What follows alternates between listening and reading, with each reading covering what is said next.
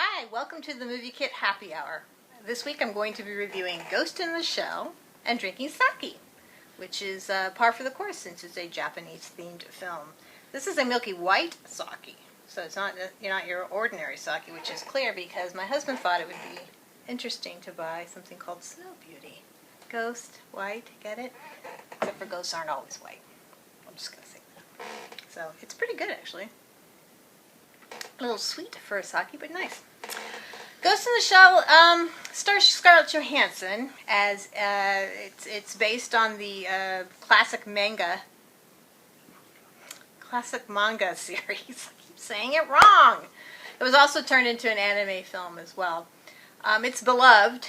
It's it's basically about this female cyborg who's part of a special ops police department, but she's sort of first of her kind because while her whole body is machine, her brain is human, and therefore she contains some of the same memories from the brain that she got from a woman whose body was completely destroyed. So there's a bit of a ghost in her shell, so to speak, because she remembers things from her life, or from who she was, or at least her brain does.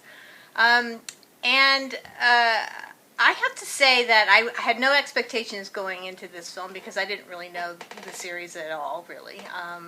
I do like Scarlett Johansson. I think she's probably one of our best female action stars right now, and I thought she could probably handle it, and I was expecting a lot of action, which I got. Now, I understand the controversy around this film because casting of Scarlett Johansson in a part that could have been played by several Asian actors who could have done just as easily a good job. I can understand all of the criticism that have gone around this. And there's also been a lot of criticism around the movie itself. A lot of people thought it was a dumb script, that even though Scarlett did the best she could, she didn't have much to work with, that it dragged in parts, that there was a lot of her wondering who she is and trying to find out who she is, which is a big part of the film. And yes, I think maybe that hurt it a little bit, but I think also I enjoyed all of the visual and the action going on in the film. It still engaged me. In fact, the visuals are amazing. It's directed by Rupert Sanders, and he just nails this whole futuristic Neo-Tokyo sort of world that's very busy. There's fish and hologram things that are just everywhere. Everywhere you look, it's like a glorified Las Vegas, really. So it was very visually entertaining to watch.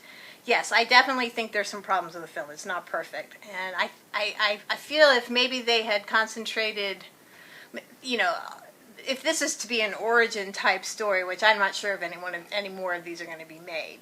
But I almost want to see the second film to this. Because I want to see her and this team of, this sort of diverse team of special ops police officers hunting down criminals in this, wacky, futuristic world. That's the movie I kind of want to see. But this one, they had to explain who she was and why she was, and how she became who she became. But like I said, I think I enjoyed it for the most part. I mean, I'm kind of an action person. I like that. I could have even used more action in it. And like I said, I think Scarlett Johansson did a great job. She can possess that sort of cold, steely, female action sort of demeanor.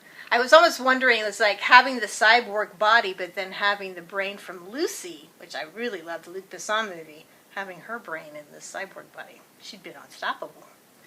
So yeah, I actually enjoyed Ghost in the Shell, but I also understand the criticism behind it. I just personally wasn't that invested in that kind of criticism, and so I let myself enjoy it the way I enjoyed it. So I think, if you like action and Scarlett Johansson, you're probably going to enjoy the film as well.